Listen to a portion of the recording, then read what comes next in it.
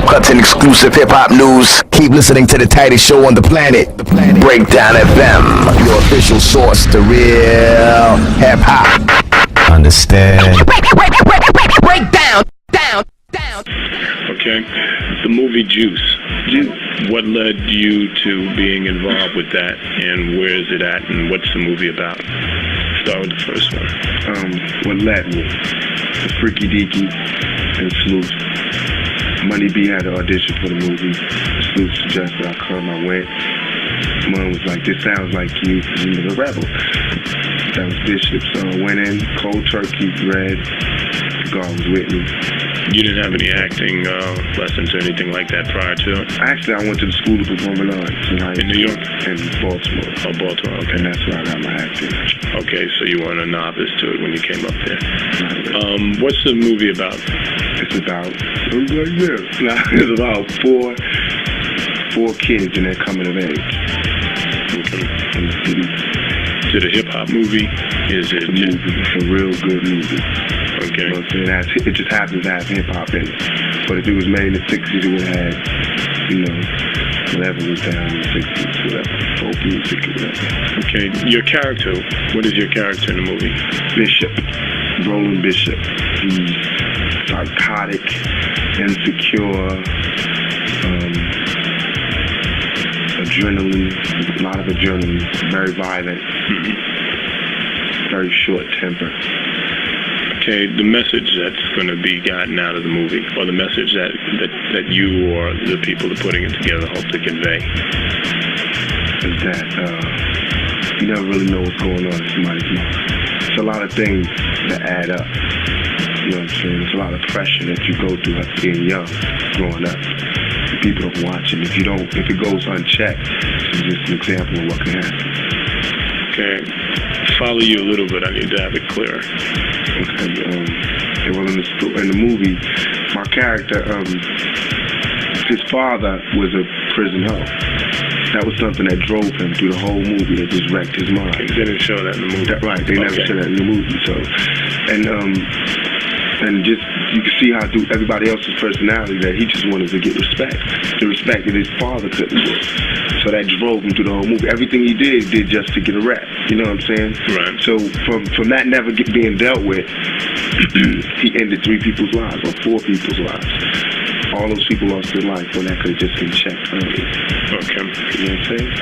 As far as your acting and movie situation, is that something you're going to pursue further, or? It's a good part. Really? Yeah, I want to challenge myself every day. Just do. I mean, you don't have a drive or a camera bug or anything like that? I'm not tripping. Okay. I'm not tripping. Because they just gonna find a new one next year, you know what I'm saying? Okay. Let me stop for a second. Okie dokes. All right. Your philosophy on hip-hop, you're pretty outspoken.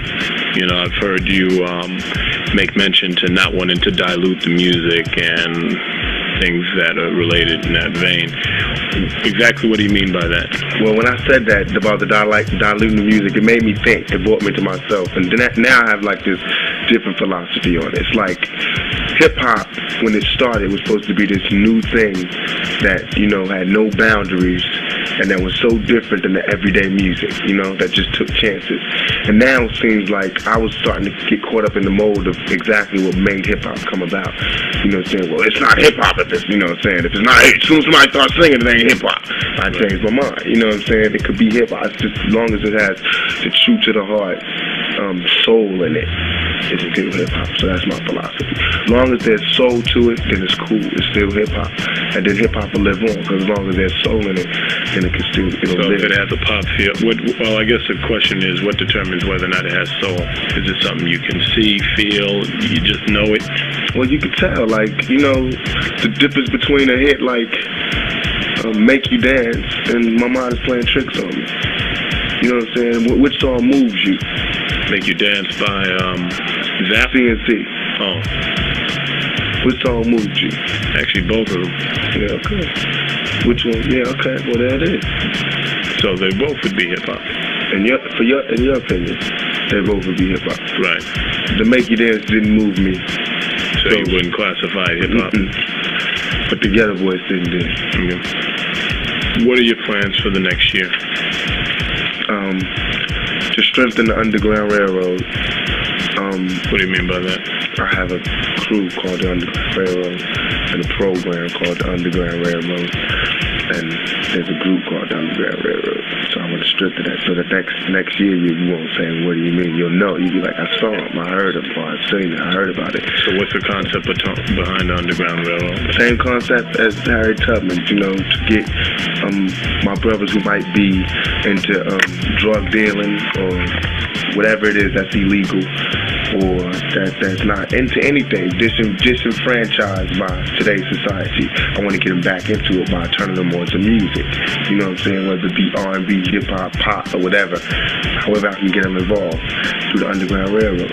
And while I do that, we're teaching them to find a love for themselves so they can love other people, and they can do the same thing that we did to them to others, so they're going to find a love for themselves, because we're going to teach them. Okay, so in my way, not just with a bunch of facts, but true living it. You know what I'm saying?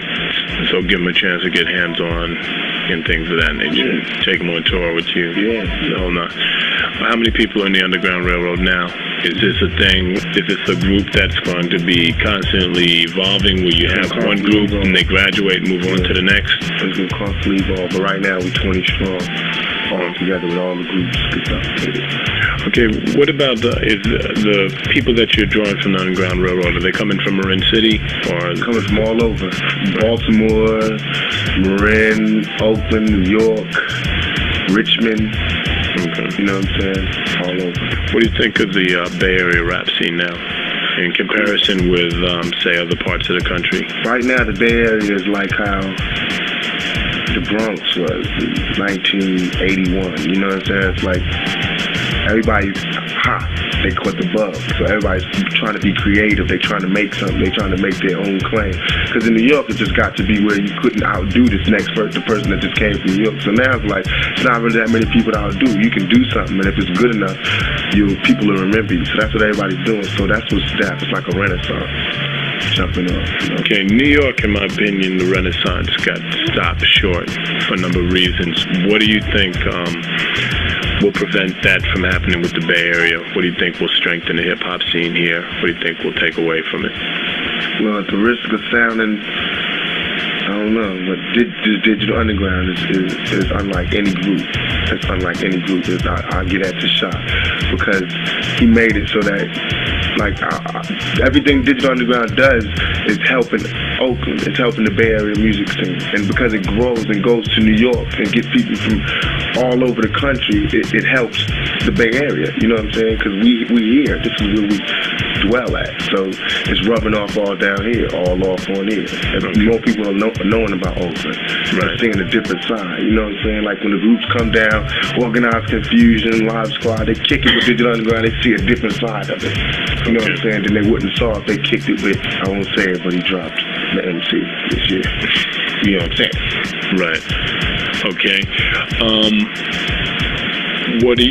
So you think digital will be one thing that will strengthen the Bay Area rap scene because it brings more national attention. What about just the groups themselves and the attitude that they have towards hip-hop? What do you think it will take to keep them growing? What we have to do is not concentrate so much on a group, but more on the area. You know what I'm saying? Not just build up Too Short and Digital Underground and Tony. Like, that's it. That's the only thing that can come out here, and keep putting them down. Let the new groups come out. Nobody wants to give them a chance because everybody's so steady talking about Too Short, Digital Underground, and da-da-da-da. They gotta let these other groups come out that's trying to come in. You know what I'm saying? That's coming from the bottom. That can really... When you say let them come up, what do you mean? The music industry? Give them a chance. Like, instead of letting them do interviews where nobody ever reads them, let somebody else, let a good paper interview them.